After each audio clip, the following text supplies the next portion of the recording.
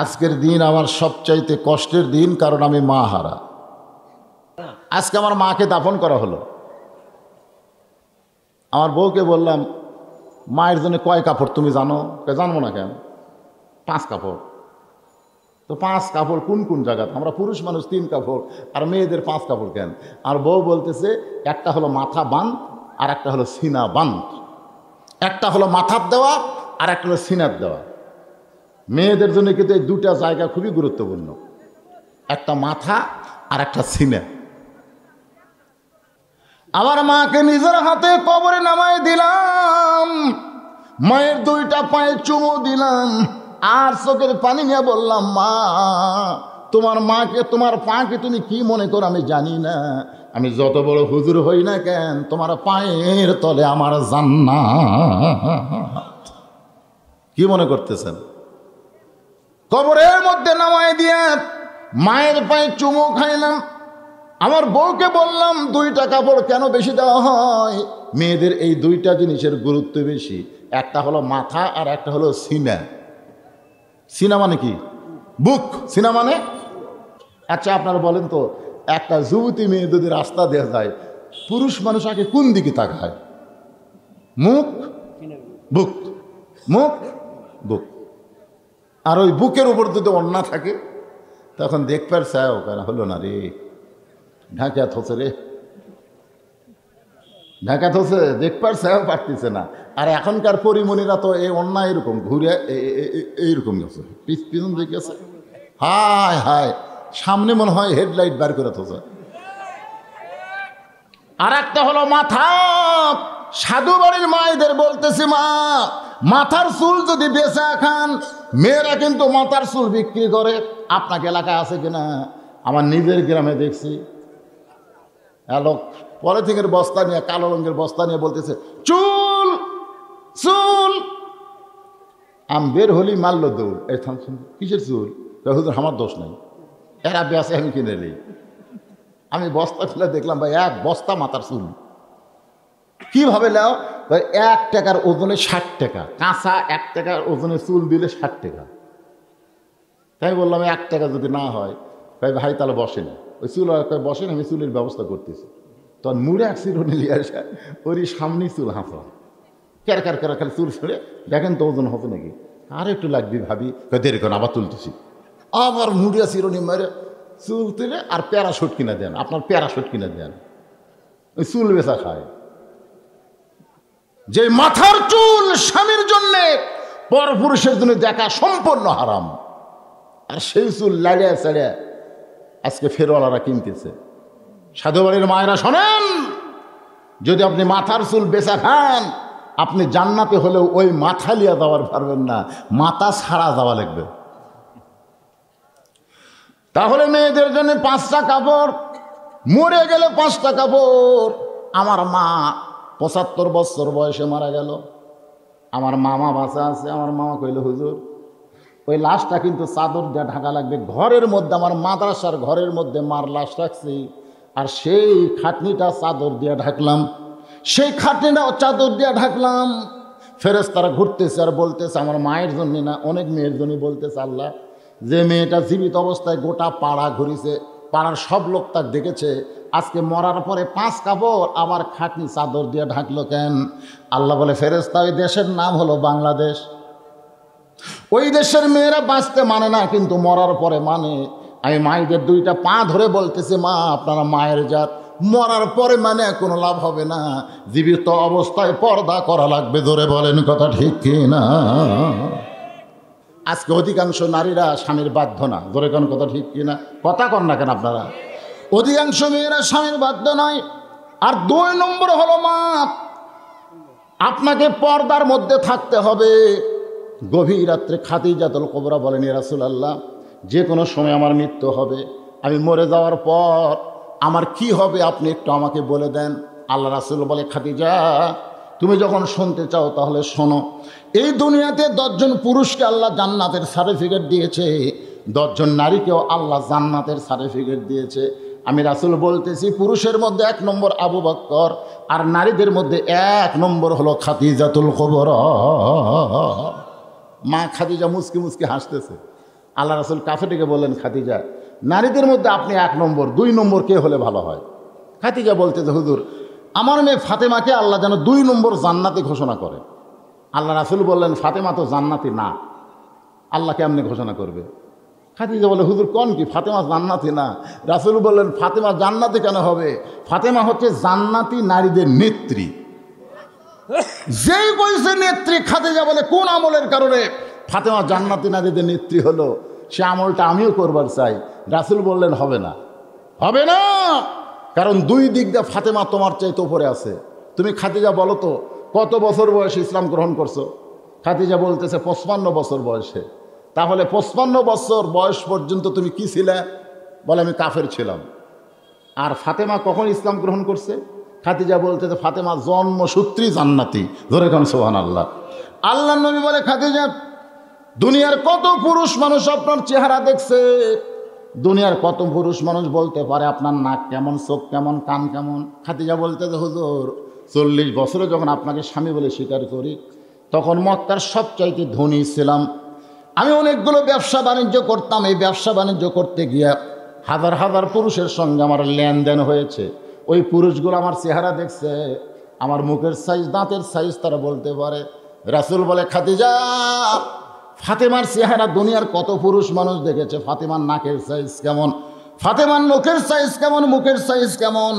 খাদিজা কান্দের বলে, রাসূলুল্লাহ, আমি মা হইয়া বলতেছি, ফাতেমা হলো জন্ম নিয়েছে পর্দার ভিতরে। সুবহানাল্লাহ খান। রাসূল বলে, ফাতেমা খালি পর্দার মধ্যে জন্ম নেয় নাই, ফাতেমা পর্দার মধ্যে বড় হবে। আবার আমার কলিজার টুকরা ফাতেমা পর্দার মধ্যে দুনিয়া থেকে বিদায় নিবে। আসলেই তাই, গভীর রাত্রে ফাতেমা দুনিয়া থেকে চলে গেল। আমি মায়েদের জন্য বলতেছি, মা, হযরত আলী দাফন করার পরে আল্লাহকে বলতেছে, আল্লাহ, এই পর্দানিশী ফাতেমাকে তুমি কবুল করো। এই দোয়াটা করার পরে তাকায় দেখে সামনে কয়েকটা পুরাতন কবর দেখা যায়। এইমাত্র ফাতেমার কবর দিয়েছে, সেই কবর আর নাই।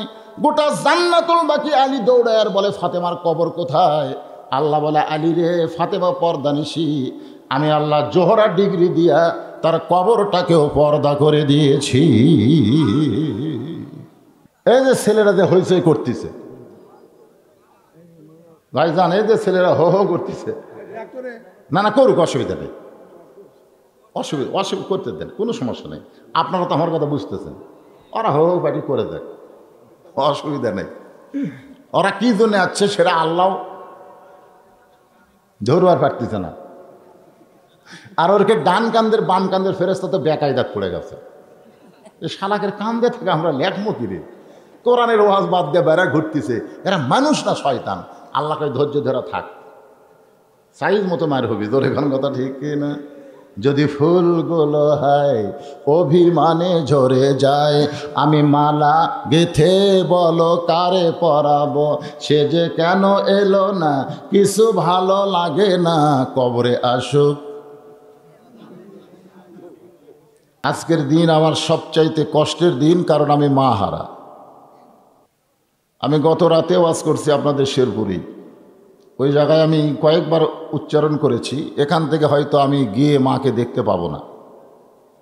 আমার ওয়াজ করতে করতেই মা হয়তো মারা যাবে, কিন্তু আল্লাহর কি রহমত, আমি ওয়াজ শেষ করে যাওয়ার পরেও দেখি মা আমার জীবিত আছে। আমি তার মাথা আমার কোলে নিলাম, তাকে আয়াতুল কুরসির দোয়া দূর পড়ে শোনালাম। সকালবেলায় মা আমার দুনিয়া থেকে বিদায় হয়ে চলে গেল।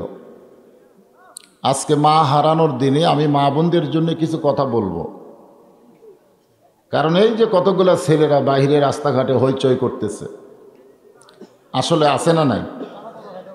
ওনারা কিন্তু এই ভিতরেই ঢুকতেছে না।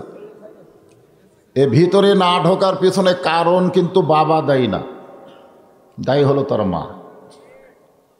কারণ একবার ইয়াকুব আলাইহিস সালাম নির্জনে বসে আল্লাহর কাছে কাঁদতেছে।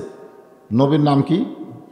ইয়াকুব আলাইহিস সালাম নির্জনে বসে আল্লাহর কাছে কাঁদতেছে, আল্লাহ, আমাকে আপনি 12টা সন্তান দিলেন, তার মধ্যে 2টা সন্তান এত ভালো আর এই 10টা এত খারাপ হলো কেন? আমি নবী হিসাবে জন্ম দিলাম, ধরে কোন কি হিসাবে? নবী হয়তো জন্ম দিছি, তাহলে আমার 2টা ভালো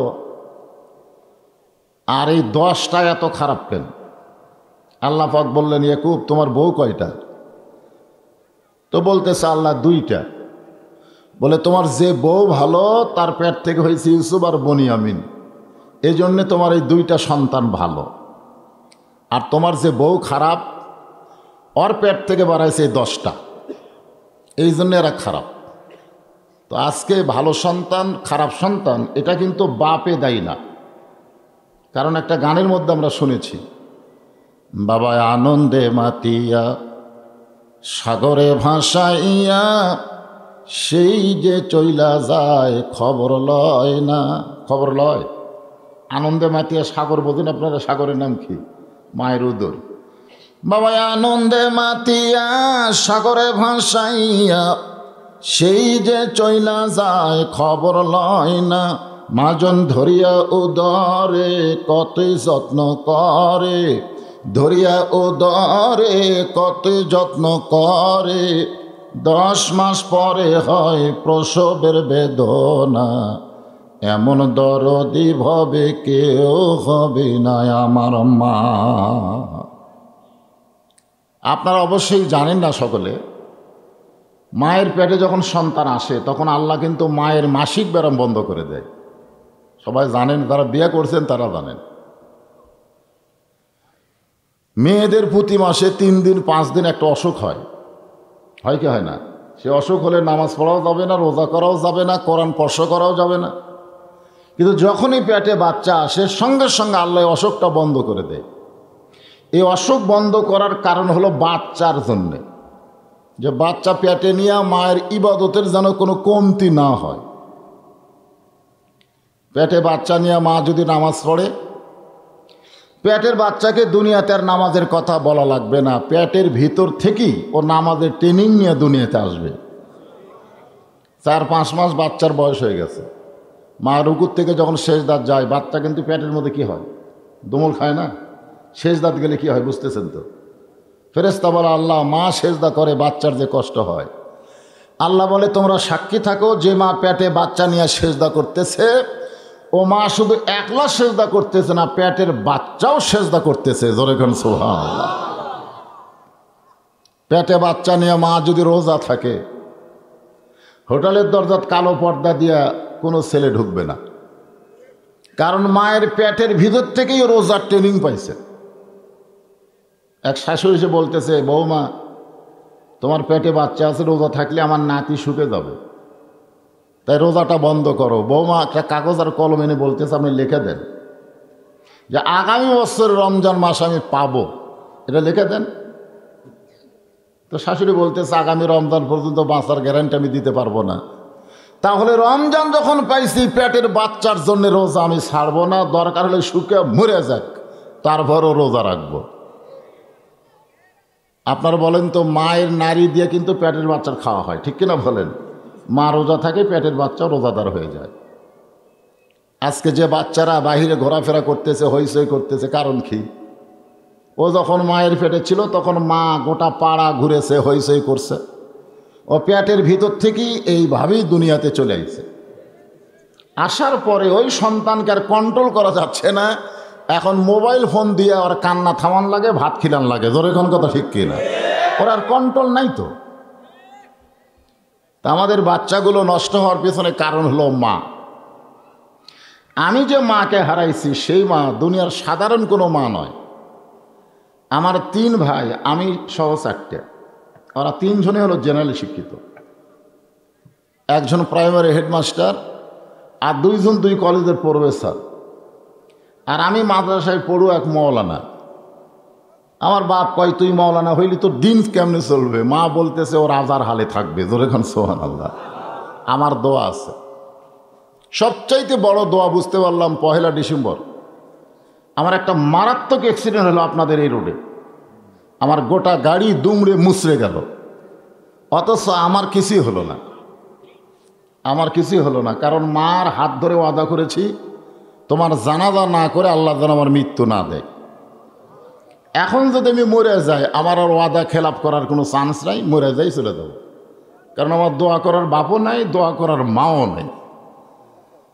আজকে যে মায়েরা পর্দার অন্তরালে বসে আছেন, মাগরিব থেকে এ পর্যন্ত আপনাদের কোনো ওয়াজ হয়নি, আমি আপনাদেরকে ওয়াজ শোনাবো ইনশাআল্লাহ। কারণ একজন মা ভালো তো আমাকেরই লাভ, ঠিক কিনা বলেন? একটা ভালো মায়ের পেট থেকে সন্তান এসেছে আব্দুল কাদের জিলানী, ভালো মায়ের পেট থেকে, উম্মুল খয়ের ফাতেমা। ভালো মা না খারাপ মা? ভালো মা। সন্তানকে যখন লেখাপড়া করতে দিয়েছিল ওই সময় তার পকেটের মধ্যে সেলাই করে 40টা টাকা দিয়েছিল, আর একটা কথা বলেছিল, কখনো মিথ্যা কথা বলবি না। একটা কথাই শিক্ষা দিয়েছিল, কখনো মিথ্যা বলবি না। ডাকাত জল যখন ধরল, সেই সময় 40 টাকা কিন্তু কম না। সবার কাছ থেকে সব কিছু নিয়ে গেল। ওরে আইসাক ডাকাত বলতেছে, এই পুচকা তোর কাছে কিছু আছে? তখন এই ছোট্ট বালটা বলতেছে, আমার কাছে 40 টাকা আছে। ডাকাতি চুম করছে, ওরে সর্বনাশ, সকলের কাছ থেকে মিলে 40 হয়নি, আর এর কাছে 40 কোথায়? বলে আমার বগলের তলে মা পকেট সেলাই করে দিছে। ডাকাত দল টাকাগুলো বের করে ছেলের কপালে চুমা দিয়ে বললেন, তুমি মিথ্যা বললে তো আমরা টাকা পাইতাম না। বলে আমার মা বলেছে কখনো মিথ্যা কথা বলবি না। সমস্ত ডাকাত টাকাগুলো তার পায়ে দিয়ে বলল, তুমি আমাদেরকে কলেমা পড়ে তওবা পড়ে ভালো মানুষ করে দাও। জোরে কোন সুবহানাল্লাহ। গভীর রাত্রে মা চিৎকার করে বলল, বাইজিৎ পানি পান করব। গোটা ঘর খুঁজে বাইজিৎ পানি পাইল না। অনেক দূরে পানি আনতে গিয়া এসে দেখে মা ঘুমায় গেছে। এক গিলাস পানি হাতের মধ্যে নিয়ে বাইজিৎ দাঁড়িয়ে থাকে, কখন মা আবার চেতন পায়া পানি বলে। কিন্তু ফজর আজান হয়ে গেল। মা চেতন পেয়ে দেখে বাইজিৎ পানির গিলাস না দাঁড়িয়ে আছে। এই শীতের মধ্যে পানির গিলাস না কেন দাঁড়ায় বাজান? বলে মা গভীর রাত্রে পানি বলে চিৎকার দিলে, কিন্তু ঘরের মধ্যে পানি নাই। বাহির থেকে পানি এনে দেখি তুমি ঘুমায় গেছো। আবার যদি পানি বলো, আমি যদি দিবার না পারি। সঙ্গে সঙ্গে বাইজিৎকে বুকের মধ্যে জড়ে ধরে বলে, বাবু,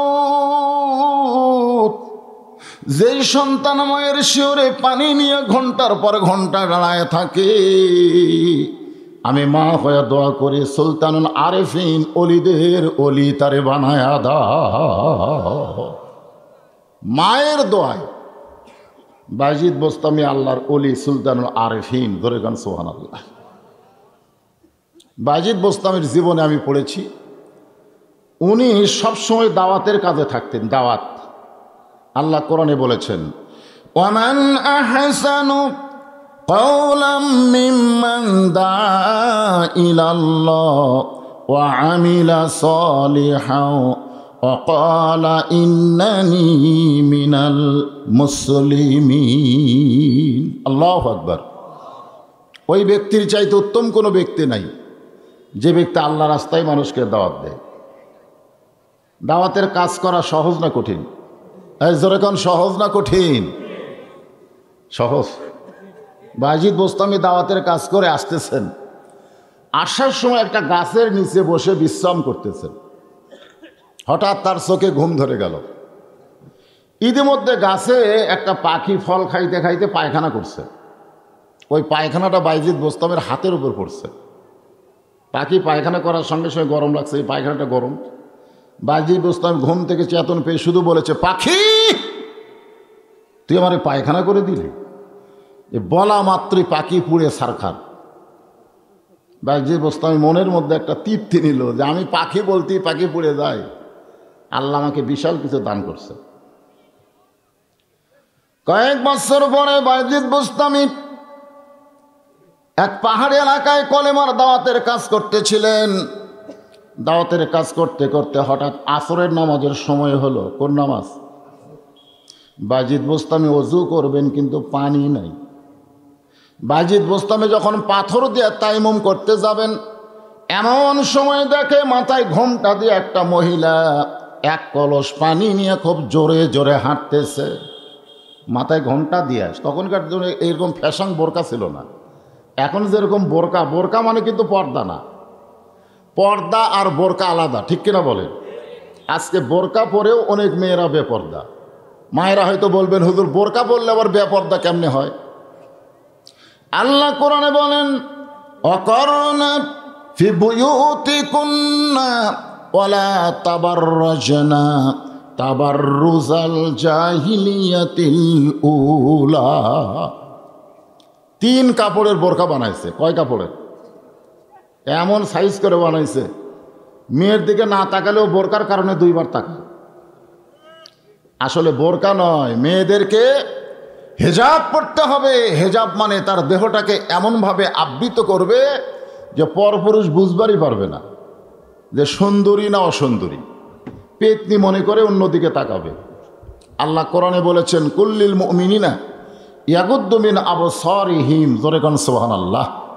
এই কথার দিকে খেয়াল করবেন, প্রকৃত মুমিন কারা? একটা নারী দেখলে তাদের নজর কি নারীর দিকে না নিচের দিকে? কথা বলা লাগবে। আসলে পর্দার আয়াত কিন্তু আগে নারীর জন্য আল্লাহ দেয়নি, পুরুষের জন্য।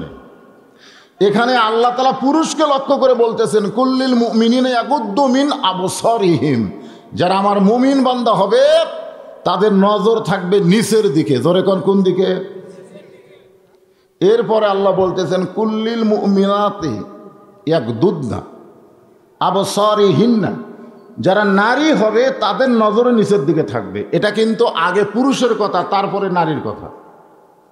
এখন একটা মেয়ে দেখলে আমরা ফেল করে তাকা থাকি। একটা মেয়ে দেখলি যদি তাকাই, সে মেয়েটা মনে করবে আমার সাইজ ভালো রে, সবাই তাকায়। আর কেউ যদি না তাকায়, ওই মেয়েটা বেপর্দা হয়ে রাস্তায় আসবে না, ড্রেসিং টেবিলের আয়নায় গিয়ে বলবে আমার সাইজ ভালো না। গোটা এলাকা ঘুরলাম, একটা মরদ মানুষ আমার দিকে তাকায় না। কথা কন, আমরা যদি না তাকাই এরা কি বেপর্দা হবে? আজকে ওরা বেপর্দা হয়ে সাজগোজ করে ঘোরার কারণ হলো আমরা পুরুষ। আমরা পুরো ফেল করে তাকায় থাকি, আর ওরা পাগলি হয়ে ভুরু পেন, ঠোঁট পেন, বহু কিছু দিয়ে দিয়ে রাস্তায় আসে। আমার মা বোনদের কোনো দোষ নাই, দোষ হলো পুরুষের। জোরে কোনো কথা ঠিক কিনা? মনে মনে খুশি না বেজার? সারা জীবন বক্তারা আমাকে গাল দেয় রে, আর এই বক্তা এসে পুরুষদের ধরছে। আল্লাহ রাসূল বলেন, আদ-দায়ুসু লা ইয়াদখুলুল জান্নাত। দায়ুস কোনোদিন জান্নাতে যাবে না। সাহাবারা বললেন, দায়ুস কোন নারী? আল্লাহর নবী বললেন, দায়ুস কোনো নারী না, দায়ুস হলো ওই সকল পুরুষ মানুষ যাদের অধীনে নারীরা পর্দা করে না। হাদিস শরীফে আছে, পানি দেখলে আর তায়াম্মুম করা যাবে না। বাজিদ বোস্তামি দেখলেন মেয়েটা খুব জোরে জোরে চলে গেল। বাজিদ বোস্তামি মেয়েটার পিছনে পিছনে রাস্তা নিল। মেয়েটা একটা পাহাড়ের পাশে ঝুবড়ি বাড়িতে ঢুকলো। বাজিদ বোস্তামি দরজায় গিয়ে বললেন, মারে আমি আসরের নামাজ পড়বো মা, তায়াম্মুম করতে গিয়ে তোমার কাকা যে কলস ভরা পানি দেখলাম, আমারে 1 লোটা পানি দাও, আমি একটু ওযু করে নামাজ পড়তে চাই। মেয়েটা কোনো কথা বলে না। বাজিদ আবার রাগ করে বললেন, মা আমি 1 লোটা পানি চাই, তুমি বাড়ির মধ্যে এখনই ঢুকলে, কথা কও না কেন? মেয়েটা মুখের মধ্যে আঙ্গুল দিয়ে বলে, বাজিদ এটা এমন ধমক দিও না, এটা পাখি মারা না যে তোমার ধমকে পাখি মরবে, আমি সেই পাখি না। ধরে এখন সুবহানাল্লাহ। বাইজিদ চমকে গেল যে কয়েক বছর আগে পাখি মারার ঘটনা এক আল্লাহ ছাড়া দুনিয়ার কেউ জানে না। আল্লাহ ছাড়া দুনিয়ার কেউ জানে না। আর আমার নাম বাইজিদ। এই পাহাড়ের ঝুবড়ি ঘরের মেয়েটা কেমনে জানলো? বাইজিদ বোস্তামে আশ্চর্য হয়ে গেলেন। আল্লাহর ওলি বাইজিদ ওই ঝুবড়ি ঘরের দরজার মাটি দিয়া তায়াম্মুম করে ওই জায়গায় 4 রাকাত আসরের নামাজ আদায় করলেন। আর দরজার কাছে বসে থেকে চিন্তা শুরু করলেন, আমার নাম বাইজিদ, কয়েক বছর আগে পাখি মারার ঘটনা, এটা মেয়েটা কেমনে জানলো? এটা না জানা পর্যন্ত আমি দরজা ছাড়ব। মায়েরা শোনেন, একজন নারী আমলের গুণে কদ্দূর পর্যন্ত পৌঁছতে পারে, আবার একজন নারী কতটুকু খারাপি করতে পারে, এটা বাইজিদের জীবনে আছে। তিনি যখন হুজরাখানায় ঢুকলেন, হুজরাখানা পর্যন্ত পীরের দরবারে ঢুকলেন, ঢুকে তাকে মুরিদেরা জিকির করতেছে, নাউজুবিল্লাহ নাউজুবিল্লাহ নাউজুবিল্লাহ। বাইজিদ ধমক দেব, আফজালুল জিকির লা ইলাহা ইল্লাল্লাহ, উত্তম জিকির হলো লা ইলাহা ইল্লাল্লাহ। তোমরা লা ইলাহা ইল্লাল্লাহ বাদ দিয়ে নাউজুবিল্লাহ জিকির করো। মুরিদগুলো বলতে যে হুজুর আপনি শুনলেও নাউজুবিল্লাহ পড়বেন। বাজিদ বোস্তা বলে কি হয়েছে? বলে বাগদাদের উত্তর সাইটে, বাগদাদ শহরের উত্তর এলাকায় একটা সুন্দরী মেয়ে, পরিমণি। সুন্দরী মেয়ে কি? পরিমণি। বাংলাদেশে একটা সুন্দরী আছে, মাঝে মধ্যে গামছা পরা ড্যান্স দেয়, এর নাম হলো পরিমণি। জোরেখানের নাম কি? ওইকে আসলে পরি। একটা সুন্দরী মেয়ে পরিমণি ঘর ভাড়া নিয়ে দেহ ব্যবসা করতেছে, আর ওই মেয়ের পাল্লায় পড়ে হাজার হাজার যুবক চরিত্র নষ্ট করতেছে। আপনাদের সাধু বাড়িতে একটা মেয়ে যদি খারাপ হয়, গোটা পাড়ার যুবকদের খারাপ করবে। জোরে কোন কথা ঠিক কিনা? একটা মেয়ে যদি খারাপ হয়, বেশি মেয়ে খারাপ লাগে না, একটা খারাপ মেয়ের কারণে গোটা দেশও নষ্ট হয়ে যায়। জোরে কোন কথা ঠিক কিনা? বেকায়দা, বেকায়দা। জোরে কোন কি কায়দা? বেকায়দা। বুঝতে পারতেছেন না? আমি টাঙ্গাইলে ওয়াজ করছি যে মেয়েরা যদি জোরে কথা বলে, ওই কথা শোনা পরপুরুষের জন্য জায়েজ নাই। মেয়েদের কথাও পর্দা। এই মায়েরা জোরে কথা বলবেন না, এই কথা যেই বলছি, এক মেয়ে একটা চিনতে আমারে দিছে, ওখানে লেখা আছে হুজুর মেয়েরা জোরে কথা বললে পুরুষের জন্য শোনা যদি হারাম হয়, তাহলে বর্তমান প্রধানমন্ত্রী যখন ভাষণ দেয়, এই ভাষণ শোনা কি? আমি তো সিরিপ পায়ে চিন্তা পড়ে গেলাম। এখন যদি আমি ডাইরেক্ট ফতুয়া দেই, তাহলে আমাকে আর যৌবনে পার হওয়া লাগবে না, ওই পারেই আমাকে গ্রেফতার করবে। ধরে কোন ঠিক কিনা? আমি চিন্তা করলাম কি বলা যায়। বর্তমান পরিবেশে সব কথা তো ডাইরেক্ট বলা যাচ্ছে না। এমন সময় আল্লাহর কোরআন বলতেছেন, উদউ ইলা সাবিলি রাব্বিকা বিল হিকমাহ মাউইজাতিল লিল হাসানা। জোরে বলেন সুবহানাল্লাহ। হুজুর ওই মেয়েটার পাল্লাত পড়ে হাজার হাজার যুবক চরিত্র নষ্ট করতেছে, আর এই কারণে আমরা নাউজুবিল্লাহ জিকির করতেছি। বাজিদ বোস্তামি বললেন, তোমরা যদি কোটি মুরিদ হও আর নাউজুবিল্লাহ যদি জিকির দিয়ে ফেনা তোলো, তারপরে ওই খারাপ মেয়েটার হাত থেকে যুবকদের বাঁচাবার পারবা না। আজকে আমরা নাউজুবিল্লাহ জিকির করি না। রাস্তায় একজন ডানায় পেশাব করতেছে, ওইটা দেখে মসজিদের ভিতরে এসে বলতেছে নাউজুবিল্লাহ। ছেলেগুলো এমন ফুল প্যান্ট পরে রে, আর বসবার পারে না। ফুটবিলেদের মধ্যে ঢুকলে দেখবেন বসে তাকে পেশাব করার পেশাবখানায় নাই, সবগুলো দাঁড়ে থাকে। ধরে কোন কথা ঠিক কিনা? সবগুলা খাড়া হয়ে মারার। আমি একদিন ঢুকে বসে তাকে পেশাব করবো, আমি বললাম ক্যারি ভাই খুঁজি, আমি বসে থেকে পেশাব করবো, একটাও নাই কেন? বলে হুজুর আপনি পায়খানা ঢোকেন। আর আমি পেশাব করবো, বলে বসে থেকে করলে পায়খানাতে করা লাগবে, আর খাড়া হয়ে করলে এটা মারেন। আপনারা বলেন দাঁড়ায় পেশাব করা এটা কি মানুষের চরিত্র না কুত্তের চরিত্র? কথা কন না কেন? আজকে ফুড ভিলেজ মানুষ থনি সবগুলা কুত্তে বানাচ্ছে, যে খাড়ায় আমার। এখন ওইটা দেখে যদি আমি নাউজুবিল্লাহ জিকির করি যে যুবকেরা সব নষ্ট হয়ে গেল, আমার দেখা দেখে আর একজন নাউজুবিল্লাহ করতেছে, এরকম 100 জন নাউজুবিল্লাহ জিকির করলো, ওই দাঁড়ানো যুবককে বসান যাবে? কি করা লাগবে? ওই যেখানে পেশাব করতেছে বিলাই যেমন ইন্দুর ধরে চুপি চুপি যায়, আর পিছনে গিয়ে নাউজুবিল্লাহ, ওই এত জোরে সেন্ট টানবি চামড়া আটকে যাবি। জোরে কোন কথা ঠিক কিনা? কারণ যেখানে মারা লাগবে সেখানেই মারতে হবে। বাজিদ বোস্তামি বললেন, আমার হুজরাখানার মধ্যে তোমরা নাউজুবিল্লাহর জিকির করে ফেনা তুললেও ওই খারাপ মেয়ের হাত থেকে যুবকদের বাঁচাবার পারবা না। মুরিদগুলো হুজুর তাহলে কি করা লাগবে? বাজিদ বোস্তামি বললেন, ওই খারাপ মেয়েটার কাছে যাওয়া লাগবে। কি করা লাগবে? সমস্ত মুরিদ কয় নাউজুবিল্লাহ। আপনি একজন ভালো মানুষ হয়ে খারাপ জায়গায় যাবেন কেন? আমাদের মতন আলেমরা যদি এমপিতে দাঁড়ায়, অনেকেই বলবে নাউজুবিল্লাহ। হুজুর আপনি কি গম চুরি করবেন? আপনি কি তেল চুরি করবেন? আপনি কেন চেয়ারম্যান? আপনি কেন এমপি? আরে বাংলাদেশে শোনেন, ভালো মানুষগুলো ভালো জায়গায় যাওয়া পারে নাই, এই জন্য খারাপ মানুষ গিয়া ভালো জায়গায় খারাপ করতেছে। ধরে কোন কথা কন না কেন? হ্যাঁ, বাজিদ বোস্তামি বললেন, ওই মেয়েটার কাছে যাইতে হবে। মুরিদগুলো বলে না, একজন বেশ্যা পতিতা মেয়ের কাছে ভালো মানুষ কোনোদিন যাবার পারবে? আমরা কিন্তু অনেক সময় বলি ছেলেকে, এই ছেলে খবরদার বেনামাজের সাথে মিশবি না, বেনামাজের সাথে মিশবি না, সুদখোরের বাড়ি যাবি না। এ কথা কিন্তু আমরা বলি, এই কথা হলো ইসলামের বাহিরের কথা। বরং বেনামাজির সঙ্গে মিশে ওরে নামাজি করতে হবে। জোরে কোন কথা ঠিক না? সুদখোরের বাড়িতে যাইয়া ওরে হালাল খোর।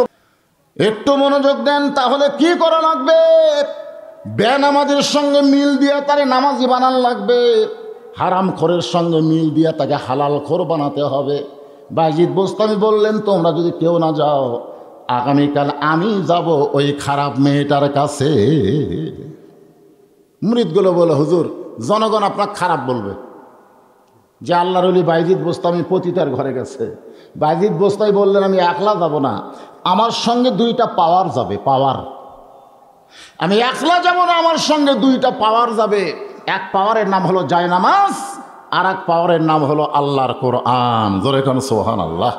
খুব খেয়াল করবেন, আপনাকে মসজিদে জায়নামাজ আছে না নাই? জায়নামাজ না থাকলেও আপনি যেখানে নামাজ পড়তেছেন ওটাই জায়নামাজ। জায়নামাজের পাওয়ার কম না বেশি?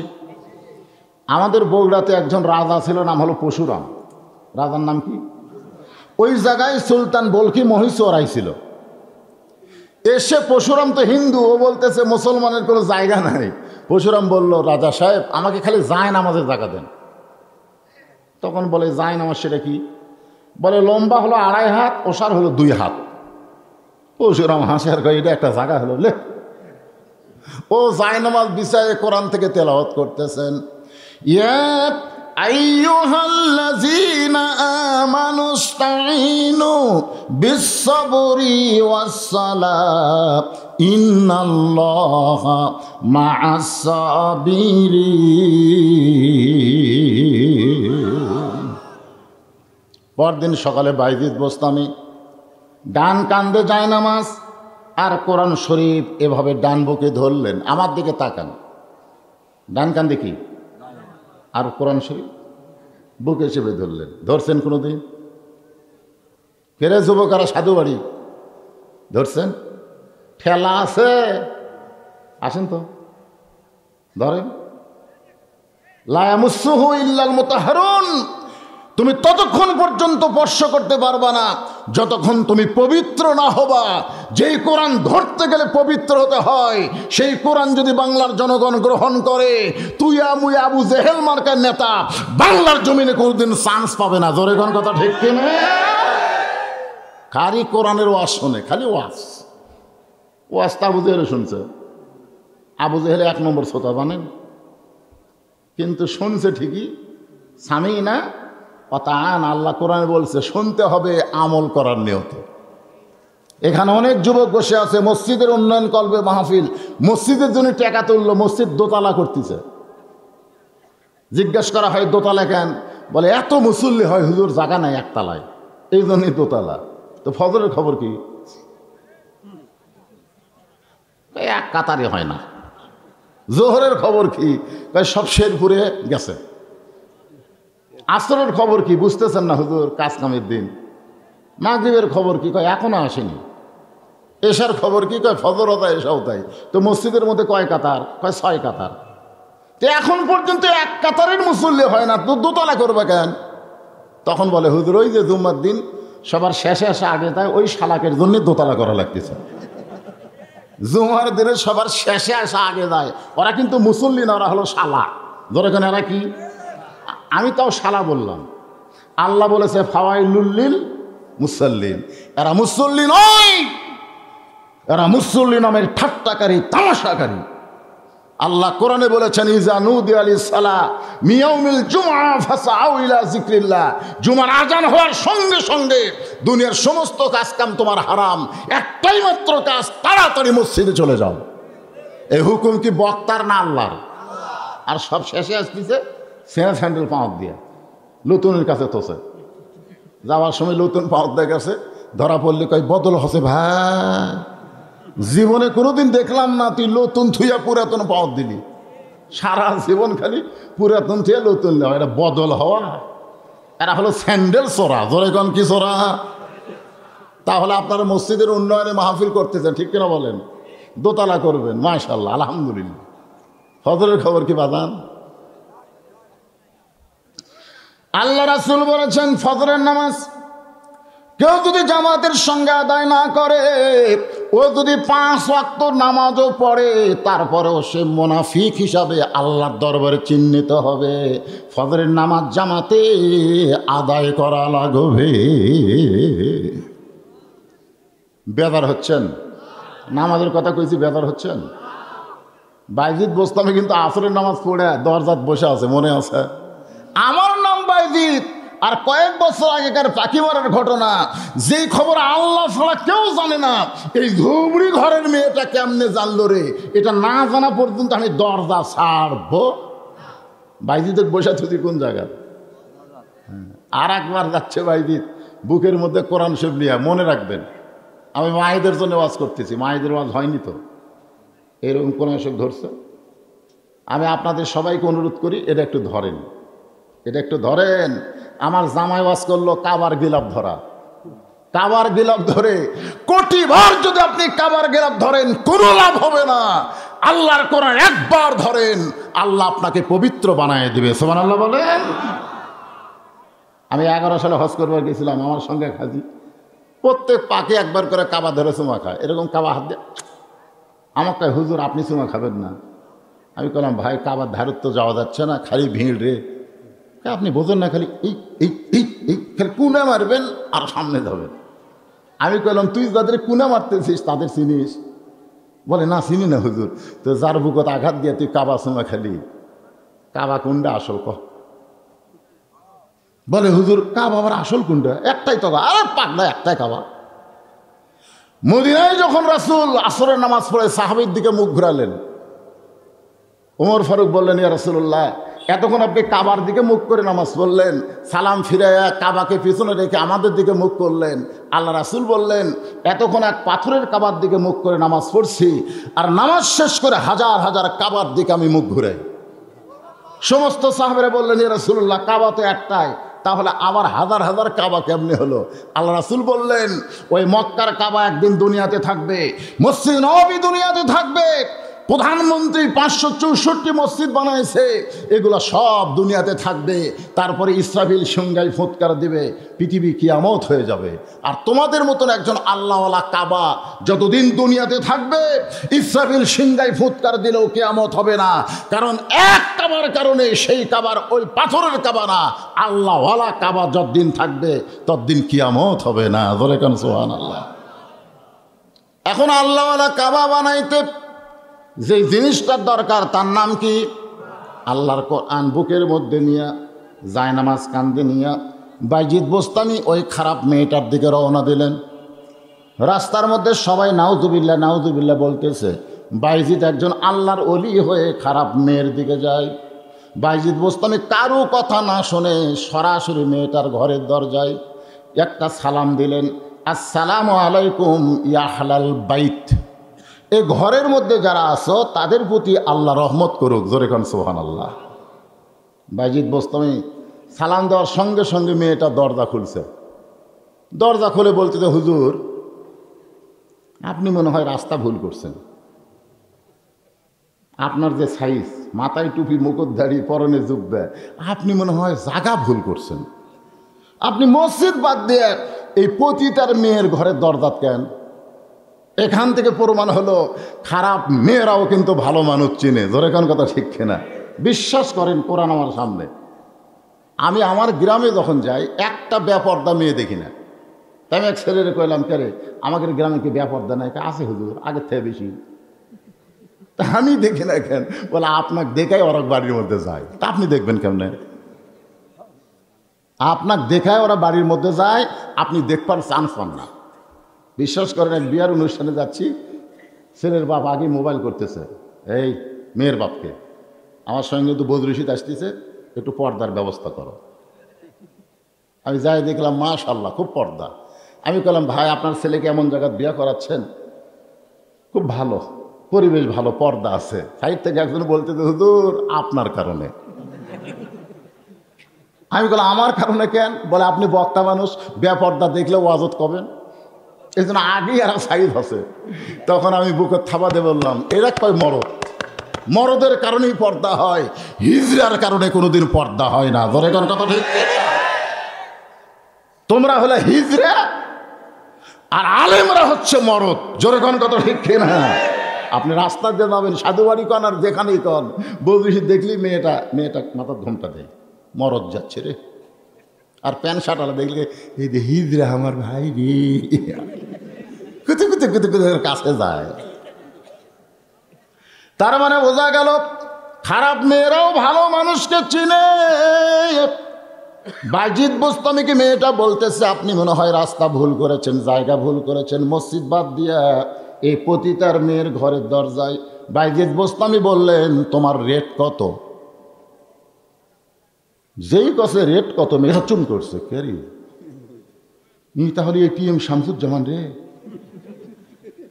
ই তাহলে হুমায়ুন ফরিদি রে। হুমায়ুন ফরিদি এটিএম শামসুজ্জামান সিনেমাত খালি মাথার টুপি, কপালত খালি ব্যাটারি ঘুষে দিয়ে কালো করছে, মুখত দিছে দাড়ি। যারা সিনেমা দেখছে তারা জানে এরকে কামই হলো হুজুর সাজা। ধরে এখন কি সাজা? হুজুর সাজা নায়িকার দিকে চোখ মারে, নায়িকা তো চিৎকার দিয়ে ওঠে, নায়ক এসে মারে লাগতি, টুপি খুলে পড়ে হয়, দাঁড়িয়েওয়ালা এক সাইডে লাভ দিয়ে পড়ে। সবাই কয় হুজুর সাইজ করতেছে, ওই আসলে হুজুর। আপনি কনই হুজুর? বাংলাদেশের ভিলেন চরিত্র হুজুর দেয়, রাজাকার বানায়, জঙ্গি বানায়, জিএমবি বানায়। আর যারা নায়কের রোল তারা কোনোদিন মাথার টুপি দেয় না, দাড়ি থয় না। এই বাংলাদেশ হলো ইসলামের শত্রু। এরা ভালো মানুষকে খারাপ মানুষ বানায়, আর খারাপ মানুষকে এরা ভালো মানুষ বানায়। জোরে কোন কথা ঠিক কি না? একজন দাড়িওয়ালা টুপিওয়ালা কে শাকিব খান দাড়ি তেল তারা রাত্রি মারতেছে, তখন সবাই হাততালি দিচ্ছে, এইবার ঠিক হচ্ছে। ওইকে আসলে হুজুর, ওই হুজুর সাজিছে। মেয়েটা চিন্তা করতেছে, এর মাথায় টুপি, মুখে দাড়ি, পরনে জুব্বা, ই যখন ঘন্টার রেটস জানবার চাই, তা আসলে হুজুর না। সঙ্গে সঙ্গে মেয়েটা বলতেছে 10 দিরহাম। বাইজিদ বোস্তামি বলতেছে 24 ঘন্টার বুকিং নিলাম। কয় ঘন্টা? ওই সাইটে একটা যুবক দাঁড়ায় ছিল, ও আবার তদন্ত করতেছে বাইজিদ কি করে, যে 24 ঘন্টার বুকিং লিছে। ওই যুবক মারছে দৌড়। অন্য যুবকেরা কয় দৌড়াস করে, হুজুরে করে পাওয়ার আছে রে, আমরা 1 ঘন্টাই পারি না, আর হুজুর 24 ঘন্টা বুকিং লিছে। বিশ্বাস করেন, যারা হুজুর তারা ওই ছোট্টবেলা থেকে পেশাব করে পানি নেয়। আপনি বিশ্বাস করেন? পেশাব করে পানি নেয়। ও কোনোদিন টাইট ফুল প্যান্ট পরে না, ওই ঢিলা ঢালা পায়জামা পরে। ধরে কোন কথা ঠিক কিনা? ওর যন্ত্রের উপর কোনো চাপ নেই। হাসতেছেন? কোনো চাপ নাই, সবসময় পবিত্র। আর এই যে স্কিন প্যানারা সকালবেলা গেছে, সন্ধ্যার সময় বাড়ি যাচ্ছে, বাপ খাই খেরে বেটা এইটা পরে তুই পেশাব করছিস কেমনে? খাড়া হয়ে। আপনারা জানেন খাড়া হয় পেশাব নিংড়ে, পেশাব থাকা অবস্থায় কমপ্লিট মনে করে সেন্টেন্সে টপ টপ করে পেশাব দিয়ে ওর নিচের আন্ডার প্যান্ট ভিজে গেছে। 3 বার পেশাব করছে, 3 বারই এক কাঁচা করে পেশাব টপ টপ করে পড়িছে। এখন আপনারা বলেন পেশাব শুকে ওই জায়গায় কী হয়েছে? ওই জায়গায় জার্ম পয়দা হয়েছে, জীবাণু পয়দা হয়েছে। ওই জীবাণু বসে থাকবে, ওই যন্ত্রের ছেদ দিয়ে ভিতরে ঢুকবে, আস্তে আস্তে ভিতর রগগুলা, গোড়ার রগগুলা কাটিয়ে দিবি, বাইলে মাছের মতন পড়ে থাকবি, সে পি না। শোনো যুবকের, একটু মনোযোগ দা শোনো। যৌবন শক্তির কথা আল্লাহ কোরআনের মধ্যে বলেছেন।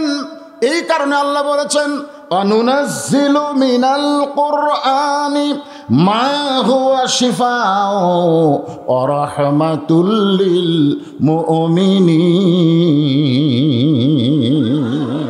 মুমিনদের যাবত রোগের ঔষধ হিসাবে আল্লাহ এই কোরআনকে নাজিল করেছে। আপনারা বলেন তো কোরআনের মধ্যে সব কিছু আছে না নাই? জোরে বলেন, আছে না নাই? যুবক একটু মনোযোগ দাও শোনো। তোমাদের যৌবন কেমন ভাবে ধরে রাখছো আল্লাহ ভালো জানে, তবে পরিবেশ যা দেখতেছি এতে বিশ্বাস হয় যুবকদের যৌবন শক্তি তেমন নাই। বাইজিদ বোস্তামি কয় ঘন্টার? 24 ঘন্টার বুকিং লিছে। ও দৌড়ে গিয়ে বলতেছে হুজুরে করে পাওয়ার আছে। 24 ঘন্টার জন্য বাইজিদ বোস্তামি পতিতা মেয়ের ঘরের মধ্যে ঢুকে সর্বপ্রথম যেটা বিছাইছে তার নাম হলো জায়নামাজ। জোরে বলেন, নাম কি? জায়নামাজ বিছায়া 4 রাকাত সালাতুল হাজত নামাজের নিয়ত করলেন।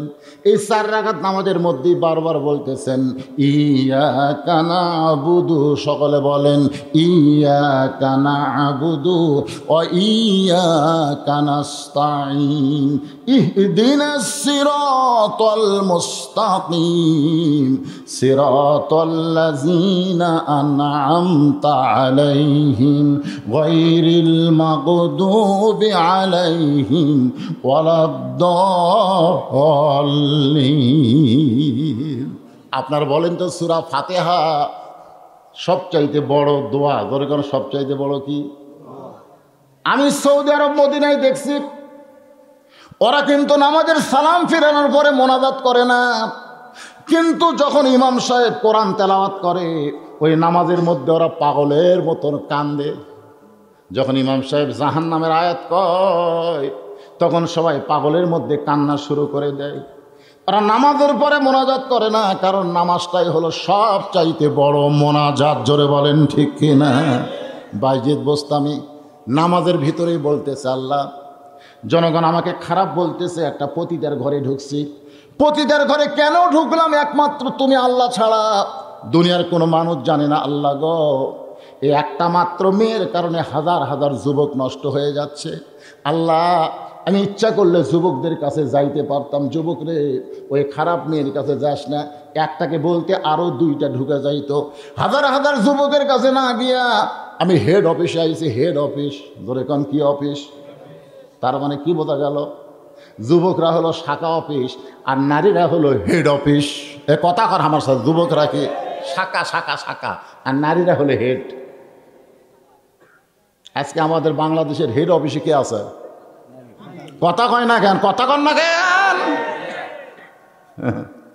মা তারাক্তু বাদি আলা উম্মতি ফিতনাতুন আদর আলা রাজুলু মিনান নিসা, রাওয়াহুল বুখারী কিতাবুল ফিতান।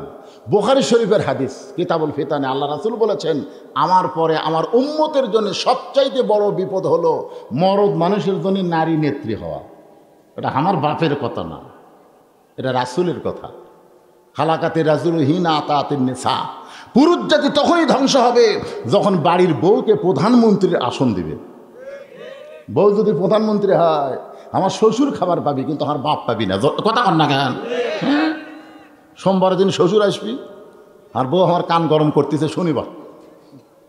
আব্বা আসবি, আব্বা দেশি মুরগি খায়, আব্বা ট্যাংরা খায়, আব্বা পক্তা খায়। আমি বললাম ঠিক আছে, যা খাবার চাই লিস্টি করে দে। আমি সব লিস্টি করে এনে দিলাম। আমার বউ দিকে সোমবার সকাল থেকে লাগছে, শ্বশুর আসবে দুপুরে, সকাল থেকে পাক শুরু। শ্বশুর আধা মাত্রই মিষ্টি টিষ্টি দই মিষ্টি যা দিল, তারপরে দুপুরে যা খাওয়া ভাই, আমার শ্বশুর খাবারই পারতেছে না, তারপর আর এক টুকরা দেয়।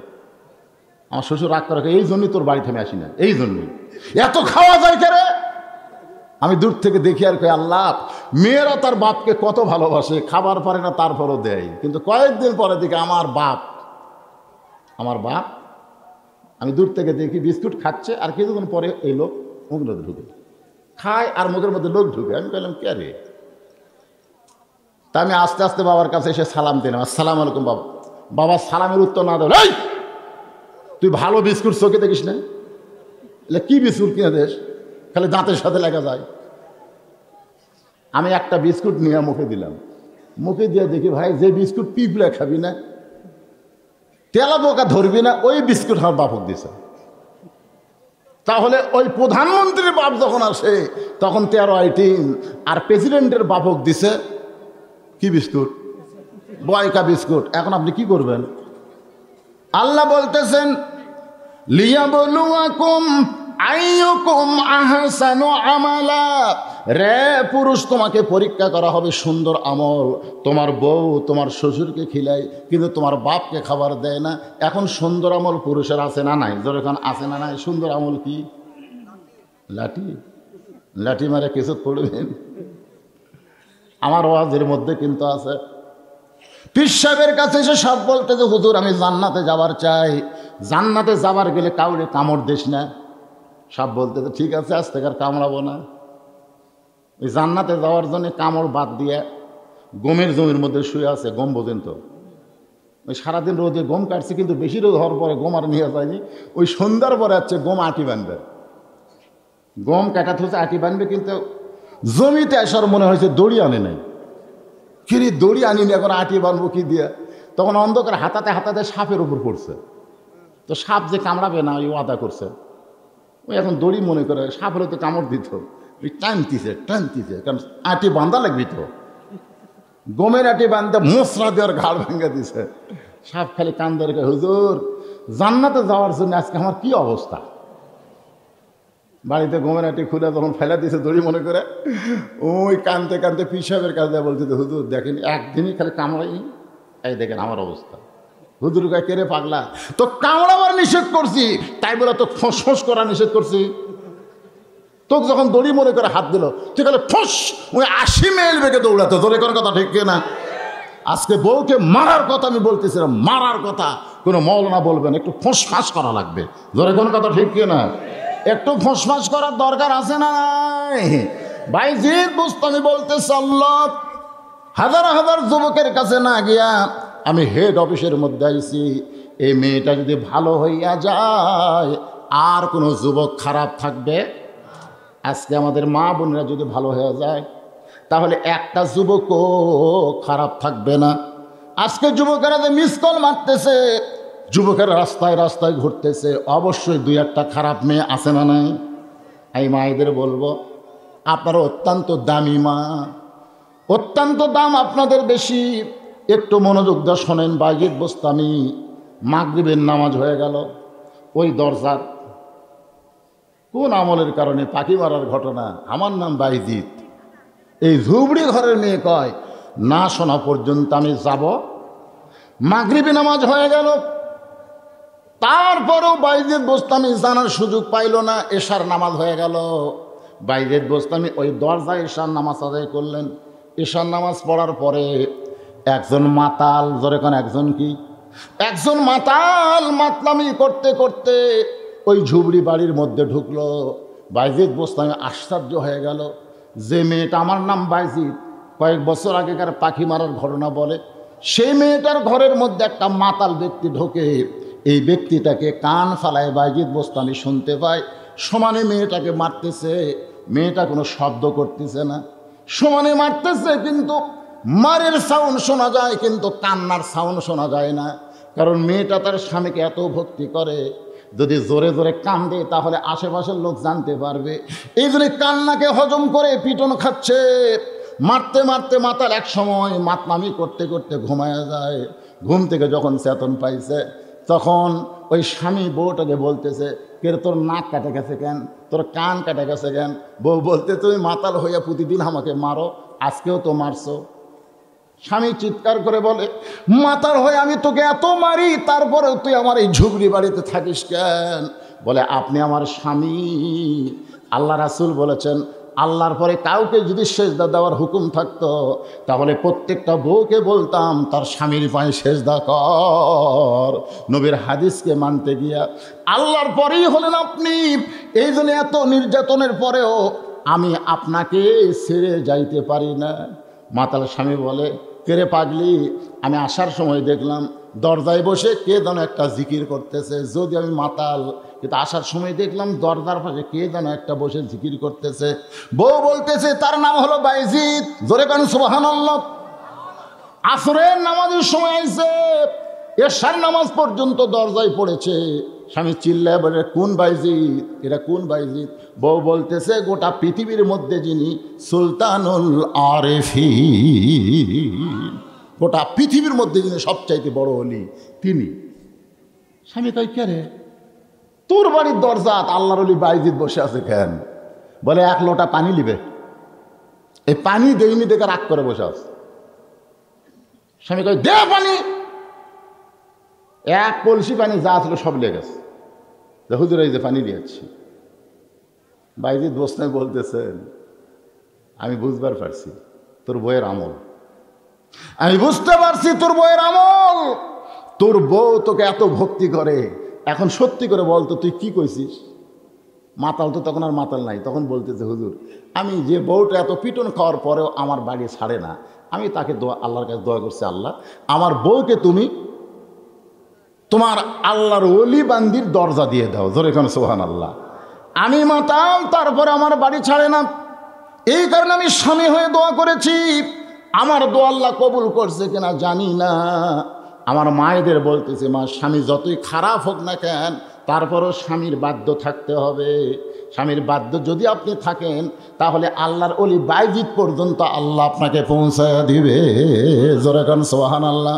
বাইজিদ বোস্তামি নামাজ পড়তেছে, কোন জায়গা পড়ে আছে? হ্যাঁ, পতিতার ঘরে নামাজ পড়ে দোয়া করতেছে কার কাছে? নিজের জন্যে না মেয়েটার জন্যে? না, 4 রাকাত নামাজ আদায় করেছে, তারপরও মেয়েটা খালি শাস্তেইছে। বাইজি দেখতেছে না, নামাজ দিয়ে কাম হবি না। বর্তমানে বাংলাদেশে নামাজ দিয়ে কাম হচ্ছে, জোরে বলেন, নামাজ দিয়ে কাম হচ্ছে। আজকে আমরা যারা নামাজি, নামাজ পড়ে দোয়া করতেছি, বহু দোয়া করেছি, কিন্তু কাজ হচ্ছে না। বাইজিদ বোস্তামি দেখলেন, নামাজ দিয়ে যখন কাম হবে না, তখন আল্লাহর কোরআন আর একটা পাওয়ার আছে না নাই? সঙ্গে সঙ্গে বাইজিদ বোস্তামি কোরআন থেকে তেলাওয়াত করলেন। এ ভাই মনোযোগ দিয়ে শুনবেন, কয়েকটা হাফেজি মাদ্রাসার ছাত্র উঠে গেছে, যাক, এই ছাত্ররা বেশি রাত ওয়াজ শোনা ঠিক না, মাঝখান থেকে উঠলো না, কি কন? আমি কিছুই বলিনি, কারণ ওরা হলো হাফেজি মাদ্রাসার ছাত্র, ওরা নিজেরাই একটা ওয়াজ, এদেরকে ওয়াজ শোনার দরকার নেই।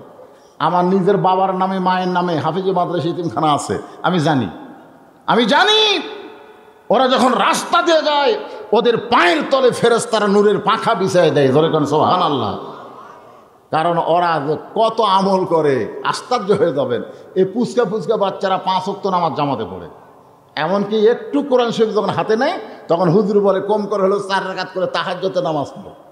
যারা ওয়াজের ফ্যাক্টরির মধ্যে আছে, তাদেরকে এত রাত ওয়াজ শোনা লাগবে কে? ওরা চলে গেছে, যাক, কোনো সমস্যা নেই। কিন্তু আপনারা যারা আছেন, এই মেন পয়েন্টটা শুনবেন। আমার মা বোনদের জন্য কথা বলতেছে, আপনারা কি বিরক্ত হচ্ছেন? বাইজিদ বোস্তামি এবার আল্লাহর কোরআন হাতে নিলেন, সাজলাম, কিন্তু দেখলাম আপনি নামাজ শেষ করার পরে কি যেন তেলাওয়াত করতেছেন, ওই তেলাওয়াত আর আমি সহ্য করতে পারতেছি না, যার কারণে আপনার পিছনে আমি ঘোমটা দিয়া বসে গেলাম, ধরে কোন সুবহানাল্লাহ। বাইজিদ বোস্তামি অ্যাঙ্গেলে দেখতেছে, অ্যাঙ্গেলে, সরাসরি না। সরাসরি কোনো মেয়ে মানুষকে দেখা যাবে না। আপনারা কি মনে করেন আমরা দেখি না? আমরাও দেখি। একবার আমার বউকে আমি বললাম, আমার চাওয়াতো ভাইয়ের বউটা খুবই সুন্দরী, আমি কি সরাসরি দেখতে চাই, অ্যাঙ্গেলে দেখছি। আমার বউ বলতেছে, আপনি আলেম না লুচ্চা? আমি বললাম, কেন? চাওয়াতো ভাইয়ের বউ সুন্দরী, আপনি কেমনে দেখলেন? হ্যাঁ, আপনি নিজের বইয়ের দিকে খালি তাকাবেন, পরের বইয়ের দিকে তাকাবেন না। আমি সেই দিন কান ধরে কইছি, এবার থেকে জীবনে কোনো মেয়ে দেখলে আমার বইয়ের কাছে আর আমি বলবোই না। আসলে আমি দেখবই না, দেখলেও যদি অ্যাঙ্গেলে দেখি বলবো। আমার কথা কি বুঝলেন আপনারা? তো অ্যাঙ্গেলে দেখছে না, কোরআন পড়তে পড়তে এরকম তাকায় দেখে, মাথার ঘোমটা টানছে, সুবহানাল্লাহ। কোন মেয়ে মানুষেরা মাথায় যদি ঘোমটা দেয়, ওই মেয়ে মানুষ কোনোদিন বুকে ওন্না দেওয়া বাদ দিবে না। যার মাথায় ঘোমটা, সে বুকে ওন্না দিবেই, ধরে কান সুবহানাল্লাহ। মাথার যদি ঘোমটা দেয়, বুকত কি দিবে? কথা কয় না। আর মায়েদের জন্য ওয়াজ করব না। এবার চলে আসেন, মেয়েটা বাইজিদ বোস্তামির পিছনে বসে বলতে যে, হুজুর, আমার নানি হলো পতিতা, আমার মা হলো পতিতা, আমিও পতিতার ঘরের পতিতা, আমাদের গোষ্ঠীটাই এই ব্যবসা করে আসতেছে। আজকে আমার ভাগ্য গুণে আপনার মতো একটা খরিদ্দার পাইছি, সুবহানাল্লাহ। কোন যেই খরিদ্দার ঘরের মধ্যে ঢুকে নামাজ পড়ে, যেই খরিদ্দার ঘরের মধ্যে ঢুকে কি যেন তেলাওয়াত করে। হুজুর, আপনার তেলাওয়াত শুনে আমি আর সাজতে পারলাম না, আমি মাথায় ঘোমটা দিয়ে আপনার পিছনে বসে গেলাম। আপনি এখন বলেন তো, আল্লাহ কি আমাকে মাফ করবে? বাইজিদ বোস্তামি একটা কথা বললেন, মারে, আল্লাহ পাপকে ঘৃণা করে, কিন্তু পাপীকে ঘৃণা করে না। আজকে এই কথাটা আপনারা শুনে নেবেন, আল্লাহ পাপকে ঘৃণা করে, কিন্তু পাপীকে। আজকে আমার জামাই ওয়াজ করলো কাফন চোরা পর্যন্ত, হ্যাঁ, খালি কাফন চুরি করে রে, কাফন চুরি করতে ধর্ষণও করছে, ঠিক কিনা বলেন? দাহিয়াতুল কালবির মতো নিজের মেয়েকে কবর দেওয়া মানুষকেও আল্লাহ মাফ করেছে। এখান থেকে প্রমাণ হলো আল্লাহ পাপকে ঘৃণা করে, কিন্তু পাপীকে ঘৃণা করে। আমরা যারা মাগরিবের নামাজ পড়ি নাই, আমরা বিশাল পাপী হয়ে গেছি। আপনি জানেন, লা সালাত আলা ঈমান, যার নামাজ নাই তার ঈমান নাই। এটা সব নামাজ ব্যাপার বলেছে। আবার আল্লাহ রাসূল বলেছেন, মান তারাকা সালাতু মুতাম্মিদান ফাকাদ কাফারা। ইচ্ছা করে এক ওয়াক্ত নামাজ যারা বাদ দিল তারা আল্লাহর সঙ্গে কুফরি করলো। আমরা বিশাল পাপ করেছি। এই মুহূর্তে আমরা নিয়ত করব, ফজর থেকে বাকি জীবনে একটা ওয়াক্ত নামাজ বাদ দিব না। এই নিয়ত কি করা যায়? কারা কারা নিয়ত করলেন আল্লাহকে একটু হাত দেখান তো দেখি। ফজর থেকে বাকি জীবনে একটা ওয়াক্ত নামাজ বাদ দিব না, আল্লাহুম্মা আমিন। হাত নামান। এটাই হচ্ছে মসজিদের উন্নয়ন। এই টাকা তুলে টাইস কিনা মসজিদ পাকা করে 564টা মসজিদ এদের নেতা হয়ে গেল। প্রধানমন্ত্রী 564টা মসজিদ করছে। 564 না, 5 লাখ করেও লাভ নেই। 5 লক্ষ মসজিদ করে কোনো লাভ হবে না যদি মসজিদে নামাজই না থাকে। জোরে কোন কথা ঠিক কিনা? মসজিদে দেখার জন্যে রাস্তায় যাও, রে এটা কি রে, একজন ওকে মডেল মসজিদ রে, এরকম 4-5টা মসজিদ আমি ঢুকে দেখি ভাই, মুসল্লি নেই। আপনারা মনে করছেন প্রধানমন্ত্রী 564 মসজিদ বানা জান্নাত যাবি? জান্নাত কি মামার বাড়ি? আল্লাহ কবি, এই তোকে মসজিদ বানানোর দায়িত্ব কে দিছে? আল্লাযীনা ইম্মাক্কান্নাহুম ফিল আরদ। মুসলমানের মধ্যে কাউকে যখন ক্ষমতার চেয়ারে বসানো হয় তার 1 নম্বর দায়িত্ব 564 মসজিদ নয়, 1 নম্বর দায়িত্ব পদ্মা সেতু নির্মাণ নয়, 1 নম্বর দায়িত্ব ওভার ব্রিজ বানান নয়, 1 নম্বর দায়িত্ব ক্যানেল বানান নয়, 1 নম্বর দায়িত্ব হচ্ছে আকামুস সালাত, নামাজ কায়েম করো। ধরে কোন কথা ঠিক না? নামাজ কায়েম করার কোনো ধান্দা নাই, মসজিদ বানায়। কি নামাজ কায়েম করা লাগবে, এটা আল্লাহর হুকুম। 1 নম্বর দায়িত্ব কি? কায়েম করা। খালি সরকার এক ঘোষণা দেখ যে নামাজে মসজিদ যখন আজান হবে, এই আজান শোনার পরে যারা রাস্তাঘাটে বাহিরে ঘুরবে ওরা যদি 10 বছর পার হয়ে যায় তাহলে ওদেরকে একটা রিমান্ডের ঘরে নিয়ে পাছার কাপড় খুলে 10টা করে বাড়ি মারো। পুলিশ কোন আলেম ধরার দরকার নাই, কোন বক্তার ওয়াজ বন্ধ করার দরকার নাই। বরং সবচাইতে বড় জালেম হলো আজান শোনার পরে যারা নামাজ পড়ে না। জোরে বলেন কথা ঠিক কিনা? সবচাইতে বড় জালেম কে? আজান শুনে যারা নামাজ পড়ে। ধরে 5 হাত বেড়াও, 10টা করে। ধরে কয়টা করে? কয়দিন বেড়ার লাগবে? খালি কইছে মুখে মাস্ক পরো, খালি কইছে। তাও কি সরাসরি কইছে? মোবাইলত হ্যালো কইতি, আপনি যখন ঘরের বাইরে যাবেন মাস্ক পরবেন। একটা মেয়ে মানুষের মুখ আমরা দেখবার পারি না। আর মেয়ে মানুষের ভয় ভাই। আমি কই আল্লাহ রে, 40 বছর ওয়াজ দে, আমার 38 বছর হচ্ছে। 38 বার ওয়াজদেরকে মুখ ঢাকান গেল না রে। এক করোনা সেই মুখ ঢাকলো। ধরে কোন কথা ঠিক কিনা? মুখত যদি লাগাম না থাকে তাহলে সরকার ধরবি, পুলিশ ধরবি, এই ভয়ে সবাই মুখে মাস্ক দিছে। কি কন? মসজিদের মধ্যে বেশি মুসল্লি ঢোকা চলবে না, 1 ফুট 1.5 ফুট পর পর টানা লাগবে। মনে আছে আপনাকে? চকিদার এসে রঙের দাগ দিছে, এটি একজন, এটি একজন, এটি একজন। কি মনে করতেছে? হায় হায়, অনেক লোক জুম্মার দিনে মসজিদে এসে কয়, হুজুর ঢুকবার পারতেছি না হুজুর, হায় হায়। আহা, তাহলে সরকারের আইনে মসজিদ ঢোকা বন্ধ হয়ে যায়, সেই সরকার ইচ্ছা করলে মসজিদ ঢোকার আইন করতে পারে। জোরে কথা কর না কেন? তাহলে সরকার খালি মসজিদ বানাবে আর আমাদের মসজিদগুলো ফাঁকা থাকবে। সরকার আইন না করা পর্যন্ত আপনি আইন করেন। আল্লাহ রাসূল বলেছেন 7 বছর থেকে নামাজের তালিম দাও। 7 বছর। কয় বছর? কি তালিম? কিভাবে নিয়ত বানবে? এখন দেখবেন বুড়া বুড়া একটা হাওয়া বুড়া হাত বাঁধে, মানে ওর বাপ ওর তালিম দেয়নি কিভাবে নিয়ত বান্ধা লাগবে, কিভাবে হাত বান্ধা লাগবে, কিভাবে রুকু করা লাগবে, কিভাবে সেজদা করা লাগবে। এটা 7 বছর থেকে তালিম দিতে হবে।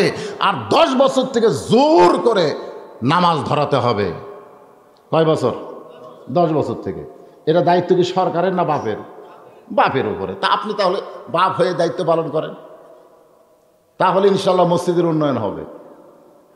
গরু জব করে খিলেছেন, সেই খিলেন ভাই, ওই গোস্ত দিয়ে আমি রাত্রে ভাত খেলাম, স্পেশাল খাওয়া। 2000-5000 করে টাকা দিয়েছে, মনে করছে কি একটা করলাম রে। মসজিদের যিনি সভাপতি মসজিদের যিনি সহসভাপতি, সেক্রেটারি, কেশিয়ার, তাদের 1 নম্বর দায়িত্ব হলো ইমাম মুয়াজ্জিনের দিকে খেয়াল করা। ইমাম মুয়াজ্জিনের দিকে খেয়াল করা। ইমাম কীভাবে নামাজ পড়াচ্ছে সেই জন্য না, ইমামের হাদিয়া কত এটা খেয়াল করা লাগবে। মুয়াজ্জিন 5 ওয়াক্ত নামাজ আপনি জানেন, কারণ ফজরের নামাজের আযান দেওয়ার টাকা আপনি দিয়ে পারবেন না। আমাকে যদি কোনো মসজিদের মুসলিম গ্রুপ কয় যে হুজুর আপনি খালি ফজরের আযান দেবেন, আপনাকে মাসে 50,000 টাকা বেতন দেবো, আমি তাও পারব না। কারণ আমি নিজে আযান শুনেছি, এতনি পাই, নিজের ইচ্ছায় কোনো দিন এতনি পাইনি। আল্লাহ রাসূল বলল, বেলাল আমার কাছে আসো। বেলাল কাছে গিয়ে বলতেছে, হুজুর কী জন্যে? বলে, তুই না আমার সাথে আধাত খাটো রে। বেলাল বলে, আমি মুয়াজ্জিন, আপনি ইমাম, আপনি লম্বা, আমি খাটো। রাসূল বললেন, দুনিয়ার মতো আখিরাত না, আখিরাতে আমার চাইতে তুই 1 হাত লম্বা হবি। বেলাল বলে, হুজুর কোন কি? বলে, আরে কোন কি মানে?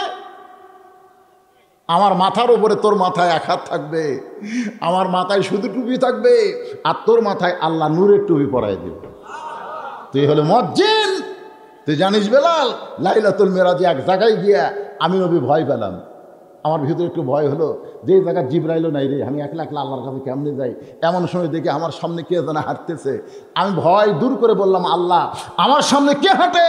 বলে, আপনার আগে আযান যে দেয় সে মুয়াজ্জিন বেলাল হাঁটতেছে। জোরে কোন সুবহানাল্লাহ।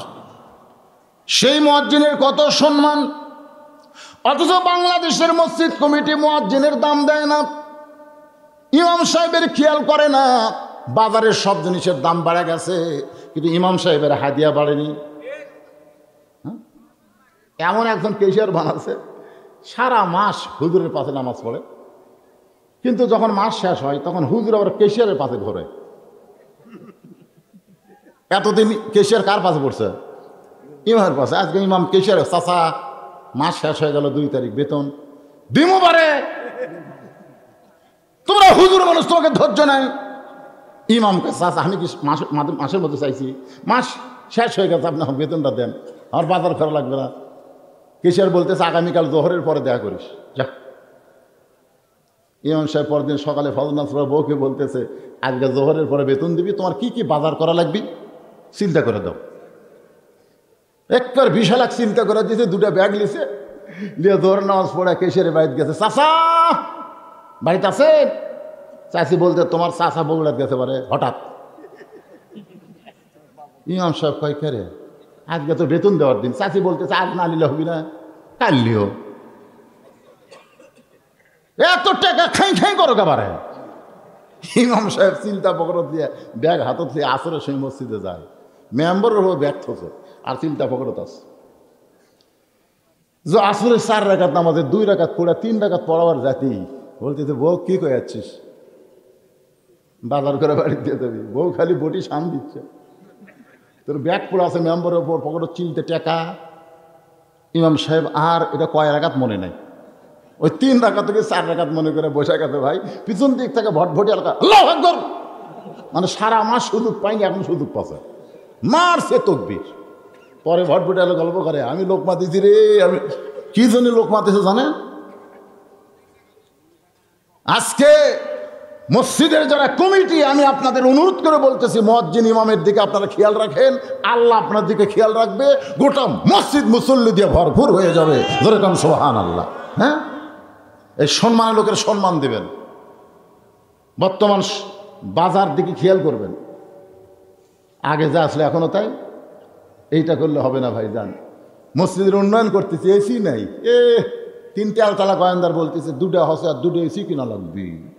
ইমাম সাহেব এটির মতো খাড়াই আছে, ইমামের ঘরের মধ্যে একটা ফ্যান ঘরে বিয়ারিং দাম কারেন্ট লেগে খর খর খর খর খর খর খর।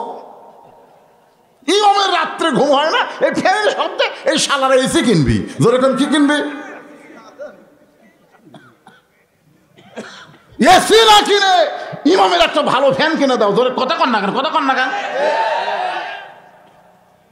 3 মাস হলে বেতন বাকি, হুজুরের বেতন নেই, এসি কিনবি। হবি রে, ওই মসজিদে কোন দেশের টাইস রে? ওটা বাংলাদেশ, আমরা বিদেশি টাইস দেবো। ছবি দেখা যাবি না, সেই টাইস দিয়ে কাম হবি। রুকুত যাবি আর ঢপ দেখবি, দাঁত বার করে কেলসা কেলসা দেখবি, ছবি দেখা যায়। মসজিদের উন্নয়ন হলো, ইমাম মসজিদের দিকে নজর দেন, আল্লাহ আপনার দিকে নজর দিবে, মুসল্লি মসজিদ ভরপুর হয়ে যাবে। মন খারাপ হওয়ার পরেও আপনাদের বসার চাহিদা, চারিদিকে মানুষের ঢালার অবস্থা দেখে আমি কিছু সময় আপনাদের সামনে কথা বললাম, বাকি কথা হবে আগামী 4 জানুয়ারি পাশি। সেই দিন আর আমি এরকম মন ভাঙ্গা থাকবো না ইনশাল্লাহ। আজকে জামাইকে গ্যাটিস দেওয়ার কারণ কি? জামাইকে বক্তা আছে, যে কাম হামাক করা লাগতো সেটা আমার জামাই করছে। আর গাড়িতে করে নিয়ে যাচ্ছি, বাদাম চলো, আদায় মাদায় বহু কিছু করা লাগবে। খুব ভালো ওয়াজ করেনি, কি কোন ভালো ওয়াজ করেনি? আলহামদুলিল্লাহ। কারণ আমার কোনো ছেলে নেই। আপনারা যখন জামাইয়ের প্রশংসা করেন তখন কলজা ঘোরাবে। আজকে আমার শ্বশুর আমার কপালে চুমা দিয়েছে। আমার শ্বশুর আমার কপালে চুমা দিয়ে বলতেছে, বাবা তোমার বাপ নাই মা নাই, আমি তোমার বাবা হব। মন আমার ভরে গেল, যাক শ্বশুর আমার বাপ হবে, আব্বা করে ডাকি। আমার জামাই ওয়াজ করলো, আপনার তার জন্য দোয়া করবেন।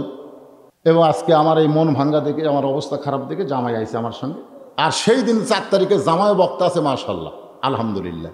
সবাই ইস্তেগফার পড়েন, আস্তাগফিরুল্লাহ। এই ভাই মোনাজাত করে দেবেন, আস্তাগফিরুল্লাহ রাব্বি মিন কুল্লি জামবি ওয়া আতুবু ইলাইহি লা হাওলা ওয়ালা কুওয়াতা। যারা উঠে যাচ্ছেন মোনাজাত না করে, আপনি মনে করতেছেন বাড়িতে আগে যাবেন। আমি কিন্তু যেদিন অ্যাক্সিডেন্ট হলাম সেদিন কিন্তু টাঙ্গাইল ওয়াজ করে মনে করছিলাম যে ফাঁকা আছে, ড্রাইভারকে বললাম চ তাড়াতাড়ি বাড়ি যাও। তবে ফাঁকা বেশি ভাই, ওভারটেক মারছে, অ্যাক্সিডেন্ট হয়ে গেছে, বাড়ি যাওয়া গেল। তো যারা এই যে লাভ দিয়ে উঠে যাওয়ার চাচ্ছেন মোনাজাত ছাড়াই, হয়তো বাড়ির যাওয়ার আগেই হাসপাতাল যাওয়া লাগতে পারে। কথা কন ঠিক কিনা বলেন? হ্যাঁ, এই জন্য শর্টফট করা হয় না। দোয়া মুখল ইবাদ, মোনাজাত হচ্ছে ইবাদতের মাথা। আমরা এত রাত ধরে ওয়াজ শুনলাম, এখন একটা মোনাজাত করবার, সেই মোনাজাতে আপনার লাভ দটেন কেন? ইস্তেগফার পড়েন, আস্তাগফিরুল্লাহ রাব্বি মিন কুল্লি জামবি ওয়া আতুবু ইলাইহি। হেকমতুল্লাহ সাহেব মারা গেছে, ওনার ছেলে জুয়েল আকন্দ তার বাবা মার জন্য দোয়া চাইছে। এই জায়গাটা দিছে, এই জায়গা আমাদের ব্যবস্থা করে দিয়েছে। ও মাশাআল্লাহ, আজকের মাহফিলের জন্য হেকমতুল্লাহ আকন্দ মারা গেছে, 2 দিনের জন্য জায়গাটা দিয়ে দিছে। জায়গা এখন পাওয়া কঠিন, আলহামদুলিল্লাহ। কলিজার মধ্যে নিয়ে এই জান্নাতের বাগানে বসে বসে কোরআন হাদিসের আলোচনা শোনার শেষে আমি গুনাহগারের সঙ্গে রহমতের দরজায় ফকির হয়ে দোকানা হাত তুলেছে। মেহেরবানি করে আজকের মাহফিল আমাদের সকলের হেদায়েতের জন্যে, নাজাতের জন্যে, জান্নাতের জন্যে কবুল করো। এই মাহফিলের শুরু থেকে শেষ পর্যন্ত যত আলোচনা হয়েছে আল্লাহ, এর মধ্যে যদি ত্রুটি হয়, ভুল হয়, তুমি মাফ করে দিও। এর যা হাদিয়া মঞ্জুর করো, সোনার মদিনায় নবী পাকের রওজা মুবারকে কবুল করো। তামাম আম্বিয়ায়ে কেরাম, আসহাবে কেরাম, তাবিনে কেরাম, তাবা তাবিনে কেরাম, তামাম পৃথিবীর মাটির নিচে যত মুমিন মুমিনা শুয়ে আছে আল্লাহ, সকলে আরওয়াহ পরে হাদিয়া কবুল করো। মাবুদ, আমরা যারা হাত তুলেছি, আমাদের মধ্যে জনম দুঃখনি মা যাদের কবরে চলে গেছে, বহুদিন বউকে বলেছিলাম ওয়াজ করে বাড়ি আসবো, তুমি চেতন থেকো। কোনোদিন দেখলাম না। আমার যাওয়ার অপেক্ষায় আমার বউটা চেতন আছে। মা আমার যে ঘরে ঘুমায় ওই ঘরের জানলার পাশ দিয়ে হেঁটে যায়, আমার জুতার শব্দে মা বলে বাজান আমি ঘুমাই নাই। আল্লাহ, মায়ের পা ধরে বললাম মা আপনার কি কোনোদিন ঘুম হয় না? মা বলে পাগল ছেলে, ওয়াজ করে বাড়ি আসবি। এইটা জানার পরে মা কোনোদিন ঘুমাতে পারে না। আজকে সেই মা যাদের কবরে চলে গেছে, মাবুদ গো, এতদিন মায়ের দোয়া করতাম, কিন্তু মা হারানোর বেদনা আমি বুঝতে পারতাম না। কিন্তু এই মুহূর্ত থেকে বুঝতেছি মায়ের মতন আপন কেহ নাই রে দুনিয়ায়। মা জননী নাই রে যাহার, মা জননী নাই রে যাহার, এই দুনিয়ায় তাহার কেহ নাই। মায়ের মতন আপন কেহ নাই রে দুনিয়া। আল্লাহ তাআলা বাবা যাদের দুনিয়া থেকে চলে গেছে, এতদিন জানতাম বাবা মরে গেলে কি হবে, মা তো আছে। আজকে দেখতেছি বাবাও নাই মাও নাই। আল্লাহ যাদের বাপ অন্ধকার কবরে, দোয়া করি আল্লাহ তাদের কবরকে জান্নাতের টুকরা বানায় দাও। আল্লাহ সাধু বাড়ির জামে মসজিদকে কিয়ামত পর্যন্ত কবুল করো। এই মসজিদের উন্নয়ন কল্পে হাজার হাজার টাকা যারা দান করেছে, এমনকি ব্যাগের মধ্যে রুমালের মধ্যে 10টা টাকা হলেও যারা দান করে দিল, আল্লাহ সকলের দানগুলোকে জান্নাতের বিনিময় হিসাবে কবুল করে নাও। আজকের মাহফিলের সম্মানিত সভাপতিকে আল্লাহ তুমি কবুল করো, সহসভাপতিদের কবুল করো। আজকের মাহফিলের প্রধান অতিথি, বিশেষ অতিথিদের আল্লাহ তুমি কবুল করো। আজকের মসজিদ কমিটির সম্মানিত সভাপতি, মসজিদ কমিটির সহসভাপতি, মসজিদ কমিটির সেক্রেটারি কেশিয়ার, আল্লাহ মাহফিল কমিটির সভাপতি, সেক্রেটারি কেশিয়ার, সকলকেই আল্লাহ তুমি কবুল করো। মাবুদ, আমি গুনাহগার বলে দোয়া ফিরাই দিও না। এই গভীর রাত্রে এতগুলো মানুষের মধ্যে যার 2 কানা তোমার পছন্দ হয়, এই 2 হাতের বিনিময়ে তুমি দোয়াটা কবুল করে নাও। আল্লাহ জায়গা যিনি দিয়েছেন 2 দিন ভাবে মাহফিল করার, কবরে চলে গেছে, তোমার জান্নাতের বাগান করার জায়গা দেওয়ার কারণে তুমি তার কবরটাকে জান্নাতের বাগান কবুল করো। পর্দার অন্তরালের মা বোনেরা, আবিদা সালিহা পর্দানিশি কবুল করে মা ফাতেমার চরিত্র দান করে দাও। সাধু বাড়ির উপরে রহমত বরকতের দরজা খুলে দাও। আল্লাহ ফিলিস্তিনি মুসলমানকে হেফাজত করো। আল্লাহ তুমি আবাবিল পাখি দিয়ে কাবা ঘর হেফাজত করেছ, আব্রাহা বাদশাকে তুমি ধ্বংস করেছ। আজকে যে ইসরায়েল জাগির থাকার কথা, আজকে তারা মুসলমানের উপরে, মুসলমানের প্রথম কেবলার উপরে যারা আক্রমণ করে, ইহুদি জাতকে তুমি পৃথিবী থেকে ধ্বংস করে দাও। সবাই আমিন কর। ধ্বংসের কথা আল্লাহ বলেছেন, সূরা লাহাব পড়ে দেখেন। আল্লাহ বলেছেন তাব্বাত ইয়াদা আবি লাহাবিও ওয়া তাব, আবু লাহাবের 2 হাত ধ্বংস করে দাও। আল্লাহ ধ্বংস চাইছেন। আমরাও বাইতুল মুকাদ্দাসকে যারা নাফাক করতে চায়, দখল করতে চায়, ইহুদিদেরকে পৃথিবীর মানচিত্র থেকে আল্লাহ তুমি ধ্বংস করে দাও। আল্লাহ আল্লাহ আজকে প্রায় 25,000 নিরীহ ফিলিস্তিনদেরকে হত্যা করছে, তার মধ্যে 15 থেকে 16,000 শিশু বাচ্চাদেরকে তারা হত্যা করছে। শিশু মাসুম বাচ্চাদের যারা হত্যা করে, আল্লাহ তাদের মধ্যে কোনো মানবতা নাই। আল্লাহ সেই ইসরায়েলকে যারা সহযোগিতা করতেছে, তাদেরকে তুমি সহযোগিতা বন্ধ করে দাও। আল্লাহ আল্লাহ আজকের মাহফিল কবুল করো। আমার মা জননীর কবরকে জান্নাতের টুকরা বানাও। পরিশেষে তোমার দরবার আরজ করি, কত মানুষের জানাজার নামাজ আমি পড়েছি, এই 2 হাত দিয়ে কত কবরে মাটি দিয়েছি। একদিন আমরা সবাই মরে যাব। যেদিন আমাদের মৃত্যু হবে, দিনটা যেন জুমার দিন হয়, মাসটা যেন রমজান মাস হয়। ইমানের সাথে, ইজ্জতের সাথে মুসলমান হইয়া এই দুনিয়া থেকে বিদায় নেওয়ার কালে আমাদের জবানে তুমি জারি করে দিও লা ইলাহা ইল্লাল্লাহু মুহাম্মাদুর রাসূলুল্লাহ।